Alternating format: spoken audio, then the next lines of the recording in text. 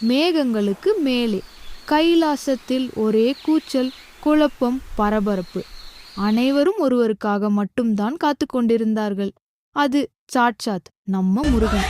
ஆனால் பழனி மலையிலோ முருகன் எந்த கவலையும் இல்லாமல் ரொம்ப ரிலாக்ஸாக சாய்ந்து கொண்டிருந்தார்.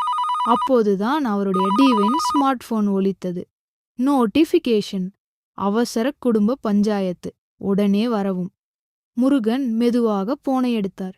Hello hello, சிவனா? டவர் சுத்தமா கிடைக்கலையே, வாய்ஸ் பிரேக் ஆகுது. கைலாசத்தில் பார்வதி அம்மா செம டென்ஷன் ஆகி கத்தினார். பொய் சொல்லாதடா, உனக்கு அங்கே ஃபுல் சிக்னல் இருக்குன்னு எனக்கு நல்லா தெரியும். முருகன் எல்லா கால்ஸையும் இக்னோர் பண்ணிவிட்டு போனை சைலண்டில் போட்டு மீண்டும் கண்களை மூடினார். அடுத்த நொடி டமால் என இடி மின்னலுடன் ஒரு ஸ்பெஷல் தூதுவர் மயில் அவர் முன்னால் வந்து இறங்கியது.